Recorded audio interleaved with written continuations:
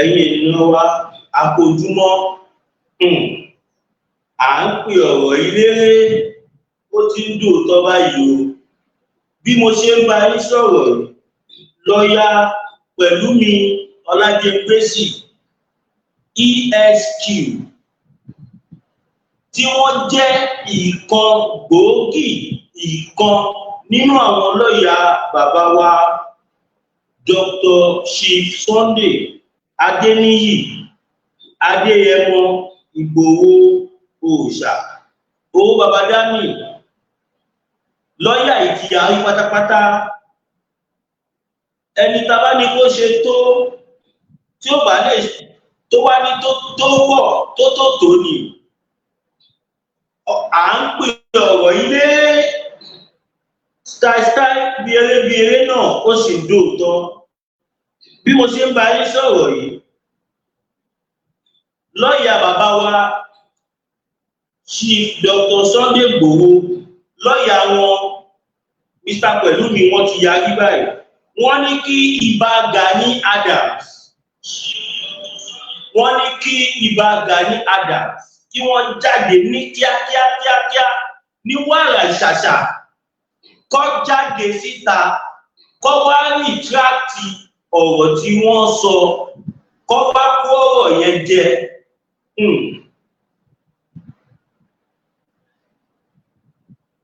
Ọ̀pọ̀lọpọ̀ wa la mọ̀ lọ́ọ̀yà Pẹ̀lúmi a mọ̀ pé tá bá dárúkọ akọni àfìdá alálẹ̀ gàràgà nílànà òfin. Gbogbo wa la mọ̀ wípé lọ́ọ̀yà Pẹ̀lúmi ò kì í ṣe lọ́ọ̀yà mọ́ínmọ́ín. Ẹ̀yin tí ẹ yí Ìbà Gani Adams ká ẹ nífẹ̀ẹ́ wọn kà ní.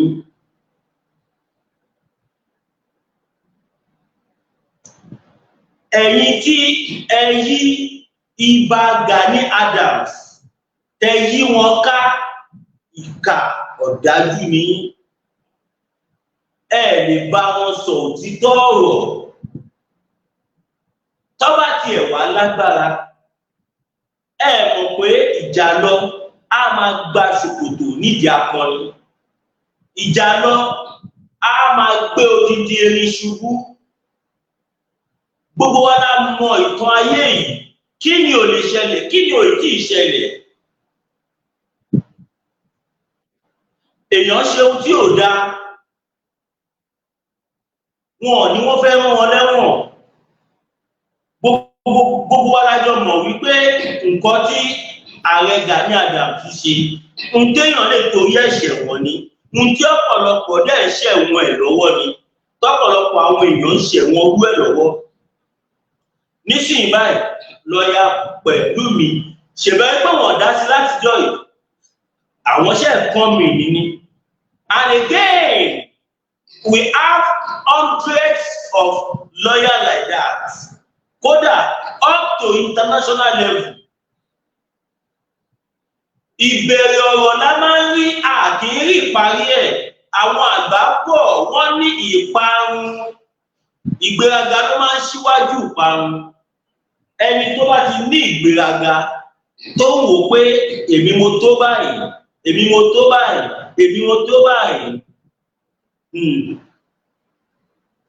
ẹ lọ ka màá rọ Ìbà Gani Adams kí wọ́n lọ ka ìtàn àwọn akọni. Apart from ọ̀rọ̀ ilẹ̀ Yorùbá ẹ lọ ka ìtàn àwọn akọni. Ẹ máa rí pé ọ̀pọ̀lọpọ̀ akọni nìkan tí ò tó kọ̀ọ̀kan ti gbé ṣubú tí ò dẹ̀ lè dìde mọ́. Àwa wá ń ròyìn gẹ́gẹ́ bí ọmọlúwàbí tí àwa jẹ́ à ń ròyìn. Ẹ jáde kẹ́ lọ ṣe àtúnṣe sí ọ̀rọ̀ tí irọ́ ọ̀rọ̀ tẹ pa mọ́ bàbá wa Chief Sunday Igboho. Torí wípé ọmọ àlè nìkan ló máa gbọ́rọ̀ ọ̀rọ̀ báyìí tó máa káwọ́ lẹ́rọ̀. Lóòótọ́ àwọn bàbá wa látòrí bàbá wa Onírìṣà lórí bàbá wa Ọba Olúgbọ́n, Ọba Bàrígà, Ọba Kéńtà, àwọn ọba bẹ́ẹ̀ gbogbo wọn ni wọ́n ti intervene tí a dẹ̀ ti dákẹ́.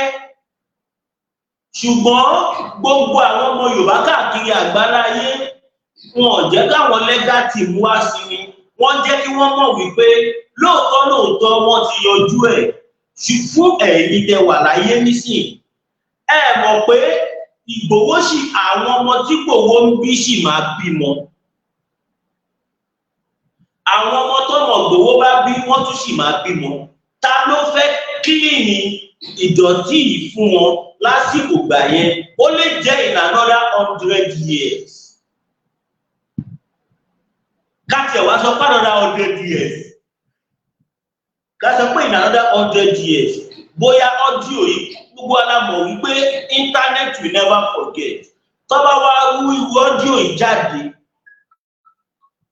bóyá àwọn ọmọ tó mọ sí Sunday Igboho bí tàbí àwọn ọmọ sí Sunday Igboho yìí, bóyá àgbà Yorùbá nation ó wá di pé wọ́n fẹ́ run for politics or for any important public offices nígbà yẹn, kọ́ wá gbé irú ọ́díò yìí jáde, kọ́ wá rí pé orúkọ bàbá wọn ni wọ́n dá, kọ́ máa sọ àwọn aráàlú wọn wá máa pe àwọn ọmọ wọn ní kẹ̀yìn ọmọ bàbá apààyàn. For instance, ẹgbẹ́ ọ̀gọ́ tí wọ́n ń sọ nípa àwọn ọba ilẹ̀ Yorùbá, ṣèbí tàn lákàdé bẹ́ẹ̀ tí wọ́n ní àwọn ọba ilẹ̀ Yorùbá wọ́n máa ń ta àwọn ọmọ Yorùbá sóko ẹrú. Gbogbo alágbọ́tọ̀ yẹn ta ló fẹ́ wá jẹ́rìí àwọn ọba yẹn nísìnyí? Ṣèbí tàn lágbọ́, ìtàn ó jẹun tó lágbára gan. Ẹni tó bá dẹ̀ lórúkọ ó gbọ́dọ̀ protect orúkọ ẹ̀.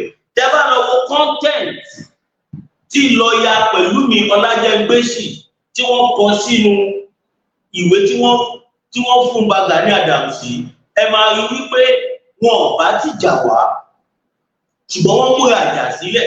Ẹ jẹ́ kí n kà á fún yín, ẹ jẹ́ kí n kà á jáde fún yín. Gẹ́gẹ́ bí ẹ ṣe mọ̀ báwa náà ṣe Yorùbá nation, we are peaceful people. Ìbá ni wọ́n máa gbéra wọn ṣubú ní àtàrà àwọn ọ̀tá wọn tó kó mọ́ra tó rò pọ̀ rẹ̀ wọn. Yes, torí pé ta lọ̀rẹ́ èèyàn? Ọ̀rẹ́ èèyàn ni ẹni tó rí nǹkan tó ṣẹlẹ̀ tó dẹ̀ báyọ̀ sòtítọ́ ọ̀rọ̀. Ọ̀rẹ́ èèyàn lẹni tó rí pé èèyàn ṣàṣìṣe tó lẹ́kọ̀ọ́ yàn béèyàn ṣe máa parẹ́ peacefully. Ta lọ̀rẹ́ èèyàn?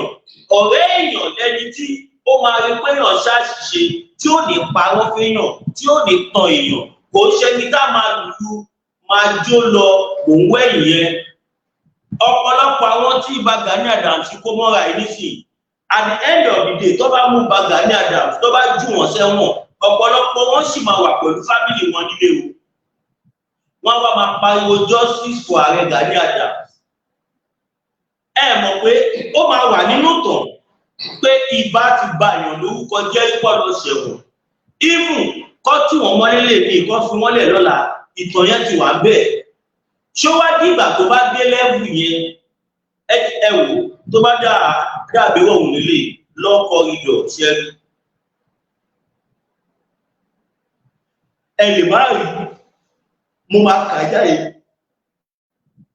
kà jáde fún yín nísìn. Ẹ máa gbọ́ Law Corridor, Ìbà Gani Adams, the Ààrẹ Ọ̀nà Kakanfò of Yorùbá land, Oduduwa House, Isike off Toyin Street, Ikeja, Lagos State. Ààrẹ demand for immediate retraction of malicious and defamatory statements against Chief Sunday Adeyemo, popularly known as Sunday Igboho. Introduction. We are solicitor and attorney at law to Chief Sunday Adeyemo, aka Sunday Igboho, hereinafter referred to as our client, and on whose firm instruction we write in respect of the above subject matter. Our client is a famous Nigerian citizen, a successful international businessman, and a human rights activist. Over the year, our client has built a strong reputation for himself as an advocate for the rights of the masses, particularly with respect to the security of the Yoruba people and peaceful coexistence of the citizen at large. Ṣé mo pé mi náà ti mẹ́nu bà yẹn tẹ́lẹ̀? Now, subsection 1 of 3. Our client has equally offered his support on several occasions for the security and well-being of the good people of this nation, even at the beck of persecution in the hand of unscrupulous elements in the society, and his dedication to the cause of justice has won him several accolades both home and abroad. Ẹ ò mọ iye ẹjọ́ tí ṣe Sunday Igboho ti mú nìyí nígbà tó jẹ́ pé bàbá òbí jàjà rí. Òun làwa ṣe ń sọ fún Ìbà Gani Adams. Subsection 1 of 4. It is thus with great shock and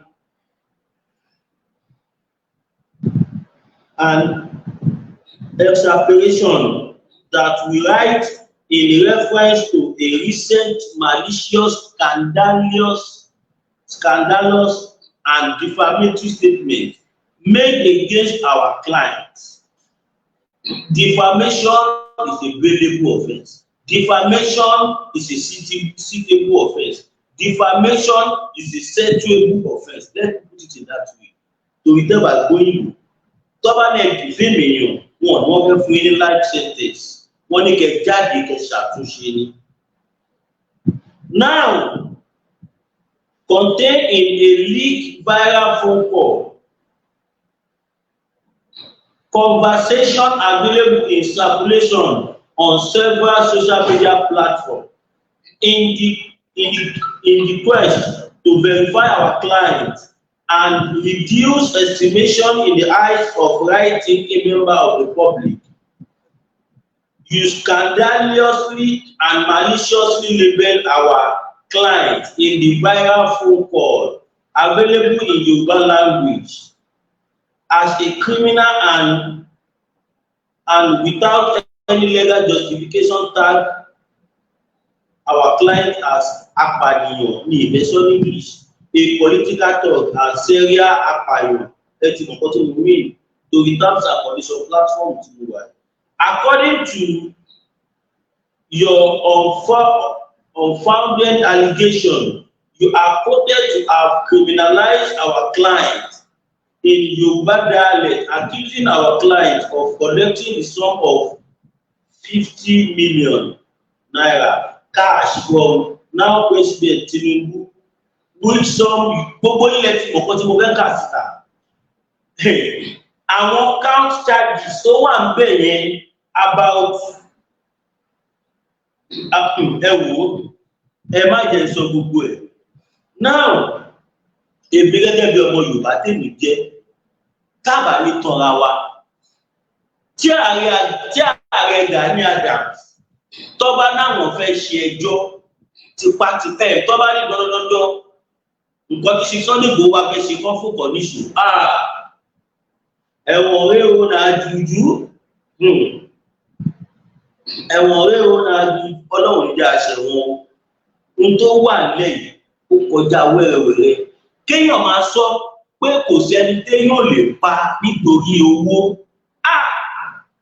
that statement alone ẹ dẹ̀ tún dárúkọ ọmọ ẹ tún dárúkọ ara yín for confirmation pé ilẹ̀ sọ̀rọ̀ ọmọ yín kan tí ó ní làákàyè tún jáde ní ìjẹta ìjẹrin ó lóun gbẹnu ààrẹ sọ̀rọ̀ kọ́yéjú mọ́ ààrẹ mọ́ tó bá fẹ́ ṣe ẹjọ́ kọ́ ní Supreme Court ó gbọ́ ó fẹnu ọra ara ẹ̀yin dẹ̀ ń tan ààrẹ mi ara ẹ̀yin tẹ́lẹ̀ bá rẹ̀ sòótọ́ ọ̀rọ̀ rí ṣé kéèsì tó wà lẹ́yìn ṣé lójú tí ń ṣàárẹ̀ lè mú ìyẹn ó wá wí táìmù oní ẹ tí ṣe Sunday Igboho bá sú ààrẹ tó bá rán ààrẹ lẹ́wọ̀n ẹ̀yin náà gbogbo àwọn program táwa náà ṣe ẹ máa gbé jáde torí ẹ̀ download ọwọ́ àná archive ṣáwà làwa download tí so àwa ò download tí ìdẹ́yìn ṣe òsì nínú archive tiwa àwọn ọ̀gbẹ́ni yìí o ẹ ṣàfihàn wọn ààrẹ Gani Adams lẹ́wọ̀n ẹ̀yìn ọmọ yìí ẹ dẹ̀ bẹ̀rù Ọlọ́run Yorùbá ẹja díẹ̀ ká polówó ọjà.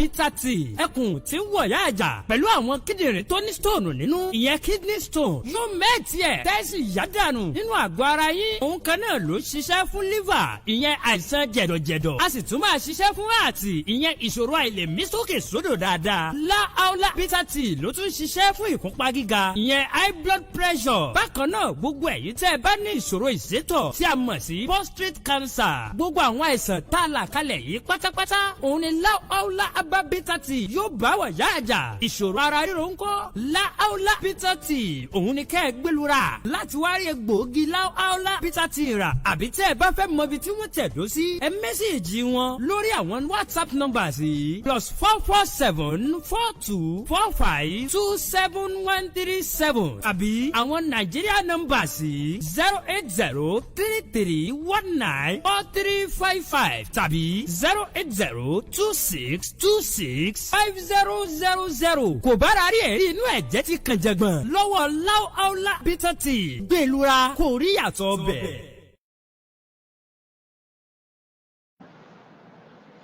Ìbà ààrẹ Gani Adams kókókó làárọ̀ fàájìtì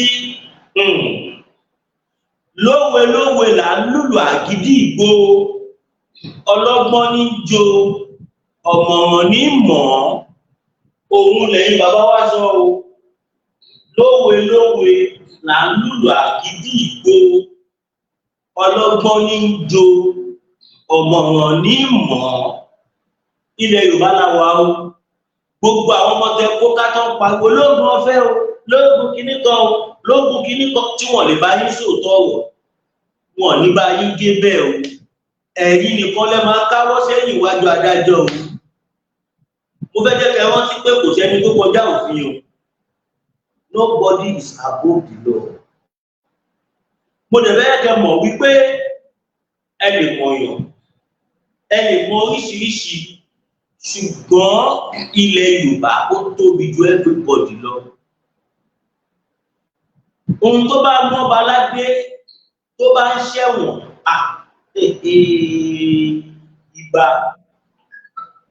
ìbà owó táwà níláwà yá yín o ẹ jáde síta gbangba ẹ tọrọ àforíjì gbogbo nǹkan tẹ́ fẹ́ ṣe yìí is less than 1 minute 2 minutes inú lifetime èmi ò bá sú èdè yín o èmi ò bẹ̀ yín kẹ́ ṣe o àdúrà kẹ́ má ṣe náà ní ìwà ìgbà ká lè rọ́rọ̀ sọ o ṣùgbọ́n tá bá ń jà bí ká kú kọ́ o tá bá ń jà bí ká lọ ṣẹ̀wọ̀n kọ́ o òótọ́ ọ̀rọ̀ tí àwọn tẹ̀ ń kó káàkiri tí wọ́n lè sọ fún yín àwa máa sọ fún yín àwa táwọn òṣùṣù tá à ń bá bàbá wa Bọ́lá Ahmed Tinubu tá à ń bá wọn sòótọ́ ọ̀rọ̀ tí ẹ̀yin làwa nílé bá sòótọ́ ọ̀rọ̀ àwa tá à ń bá President Federal Republic of Nigeria à ń bá wọn sọ reality ṣáwa làwa nílé bẹ́yìn sọ reality ọmọ tó kéré sáwà gan máa bá yín sòótọ́ ọ̀rọ̀ gbọ́ nǹkan tí èèyàn Ọlọ́run kọ́ sọ nípa sí Sunday Igboho ni ó yẹ wò. nǹkan tí wọ́n ń pè ní. tẹ̀mẹ̀tẹ̀mẹ̀ bá jà. ọmọkùnrin yẹn ẹ rí wípé ọ̀pọ̀lọpọ̀ àwọn àfáà wọn tako. ẹ gbọ́ tí mo pè é ọ̀pọ̀lọpọ̀ àwọn àfáà wọn tako ibi tí wọ́n fi tako ni wípé wọ́n ta ló fẹ́ kí wọ́n pa àwọn tán nílùú ẹ̀. ṣé àwọn pé tọmọkùnrin ò bá bọ́ tá ń gbà yẹn ẹ mọ iye tí wọ́n bá ti pa. òun ló ká apá wọn, ó yí ẹsẹ̀ wọn, ó wá jẹ́ akínni. Ó dé lẹ́nu ọjọ́ mẹ́ta yìí, ó wá ń sọ̀rọ̀ ẹnìkan tó wá ń jùmú lẹ́sọ̀ táì lábẹ́ bẹ́ẹ̀ sọ̀rọ̀. Má fún má pa ẹ̀ẹ̀mẹ́ tí mo fi Sunday Igboho yẹ̀wé ni Ali ni kágàmà láwùjọ àjẹwò. Ali ló ní akin nínú àwọn sọ̀hábà ní Muhammad. Akin lọmọkùnrin yẹn. Ó dé ẹ wo iye àwọn tí wọ́n pa tó lọ síbẹ̀ kó gbà wọ́n lẹ̀. Ẹ dákun ẹgbẹ́ wá bí léèrè ṣé n tó ń ṣe ṣe fẹ́ lónìí Ọlọ́run fún ara ẹ̀ fẹ́. Ó lọ́nà tọ́lọ́ gbà fẹ́ ni Ọlọ́run sọ́nà Buhari Ọlọ́run ní àìdúnláhùn mọ́sítàkà tún lè kú pa. Ọlọ́run ní ẹ̀yìn ìjọ àná Muhammad. Àìdúnláhùn mọ́sítàkà tún lè kú pa. Ẹ lọ wá nǹkan dára o. Ẹ wá nǹkan dára o. Ẹ má jẹ́ káwọn ẹni ibi kọ́ parí tán o. Ẹ má jẹ́ káwọn ẹni ibi ṣe kí ni kọ́ parí tán o. Tí irú Sunday Igboho yẹn bá tún márùn-ún ilẹ̀ Yorùbá tó jẹ́ akínbẹ̀ yẹn tí ìsáwọn tó já sí pé owó nìkan ni. Ẹ mọ̀ kó ti lówó tẹ́lẹ̀ kò torí owó tó ní ó tún bọ́ ta lójú àwọn mẹ̀kúnnù. Àwọn kan owó ní àtòbìnrin wọ́n ti lówó obìnrin náà kó kiri títì. Àwọn ò lè ṣàkí tó ń ṣe yẹn. Tá a bá níwò ẹ̀ márùn-ún ilẹ̀ Yorùbá gbogbo wọn ń gbéyàn wọn ń pààyàn gbogbo ẹ̀ máa parẹ́ ni. Àbí iṣẹ́ wọn mo parí gbogbo parẹ́. Àyíjú làwọn mọ́sítà tó ń tún mi kú wà. Sunday Igboho wá dúró lórí pé àlẹ́ ẹ̀ ní pa anybody níṣẹ́. Àwọn Fúlàní wá sá lọ ẹni tó forí sá lọ ìkan náà Fúlàní ni tí n bá gbọ́ Sunday Igboho sétí ìgbẹ́ òsì mọ̀ gbọ̀n ni. Kò parọ́ o. Ẹni tí wọ́n ń da ìbọn bò tí ò wọlé ẹ dákun sọ́nà wò sọ pé ẹ múra ogun kalẹ̀. Ọlọ́run ló sọ̀rọ̀ yẹn náà Ọlọ́run ní ẹ múra ogun kalẹ̀. Níjọ́ táwọn ọ̀tá bá fẹ́ wá kọ́ máa wá ka yín mọ́. Ìjọ́ tí Ànábì Muhammad sallallahu alaihi wasallam tó bẹ̀rẹ̀ iṣẹ́ jíjẹ́ ọbẹ̀ pa Ànábì mọ́lẹ̀. Ọlọ́run wá ń bi Ànábì pé kí ló fẹ́ Ànábì ò sọ kankan. Ànábì ẹlòmíì wò kó dẹ́sì kò fi aburú fẹ́ lòdì. Ànábì wá gbéra Ọlọ́run wá ní tọ́ọ̀ bá ti fẹ́ kí n ṣe kankan fún ọ ẹ á mọ ọ̀nà Mẹ̀dínà. Ànábì wá débẹ̀ Mẹ̀dínà tán àwọn ẹni ibi láti Mẹ́kà tó sọ pé ẹja lọ pa síbẹ̀. Wọ́n sọ pé kí ni ẹja tún lọ pa síbẹ̀. Ìgbà tó wá gbéra tó tún wá ń lọ táwọn Ànábì wá rí pé wọ́n ó tún wá pa ọlọ́sẹ̀ wa lọ́yà dídé. Má jẹ́ wọ́n pa ẹ́ o ti sá fún wọn. Ìwọ náà ṣe kí ni dìfẹ́ǹdì rẹ̀. So nígbà táwọn Fúlàní pa Yorùbá tí ẹ̀ka bá dìde tó bá dìfẹ́ǹdì Yorùbá báyìí láì fi bẹ̀. Torí pé Ọlọ́run fún ara ẹ̀ sọ bá ìlú Muhammad.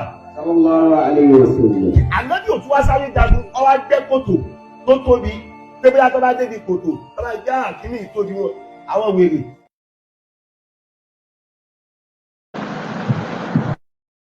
Ṣé ti rí èèyàn tẹ́fẹ́ bá jà? Ṣé ti rí èèyàn tẹ́fẹ́ bá jà? Ibà Gani àyẹ̀yẹ tanra yín. Ẹyẹ tanra yín. Tó bá ń tàn yẹn má tanra yín. Àgbà ó ṣòro bí èwe. Àwa sí nígbẹ́rẹ́ pàkọ́. Ṣùgbọ́n ẹkọ̀ ẹnẹ́ẹ̀lì gbọ́ ẹnẹ́ẹ̀lì gbà. Ọlọ́run ló gbé Igboho dìde o.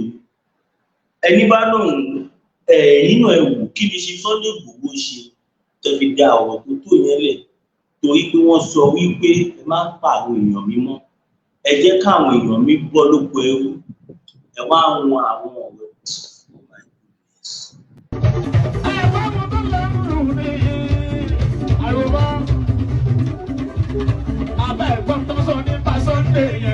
Akọni Yorùbá tó kojú Fúlàní síjọba lé tó wá sálọ sókè òkun tó padà dé tó yẹ ká máa jẹ ṣàwámà láti gbogbo èèyàn kò jẹ Yorùbá lẹ́wọ́n dìtẹ̀ ọ̀pọ̀lọpọ̀ Yorùbá burú.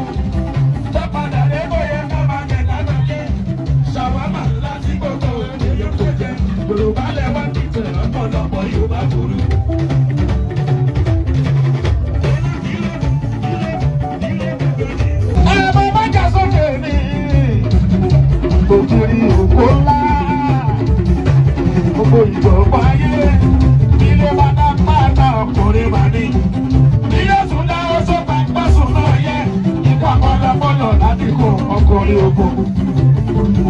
Wọ́n lọ bá mi jà bí ìbájá mi jà. Wọ́n ní mo fọ́ fún jọba mi ìfọ́ bá lè rọ́mọ́. Gbà fún. Ó gbà tó wà kú tọ́nu máa mo dúró mi sá. Ojú máa jẹ́ sì máa wá sá. Ẹ̀rọ bá má jà sóde ní. Ilé bá dá pàtó ọkùnrin ìbàdí. Bí yóò tún dá ó tó bá ń bẹ́ sùn náà yẹ. Ìwà pọ̀lọpọ̀lọ ládìgbò ọkùnrin ogun. Ó gbé sórí ẹ̀dẹ́gbẹ̀ gbà.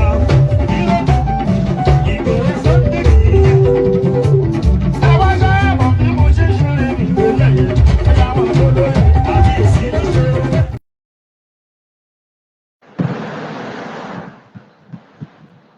Ẹgbẹ́ tá a ṣe tá a rówó jẹun, ẹgbẹ́ tá a ṣe tá a rówó raṣọ, a ò gbọ́dọ̀ gbọ́ Gani lẹ́nu yín mọ́. Ó kí gbogbo àwọn ọmọ káàárọ̀ oòjíire tá a ní òtítọ́ tá a dẹ̀ ń fi òtítọ́ ṣe. Á délẹ̀ lérì ibi òde nípa wá kú. Gbogbo tí lé kókókó á dẹ̀rọ̀ fún gbogbo wa o. A kó àfaradà èso oúnjẹ, àfaradà àwọn ẹ̀yà kan tí wọ́n wá ń pa wá. Lágbára àwọn onílẹ̀ á borí wọn, agbára Ọlọ́run. Èsì ọ̀rọ̀ sí ọ̀rọ̀ tí òṣì ààrẹ sọ tó lóun òṣì ààrẹ Gani Adam.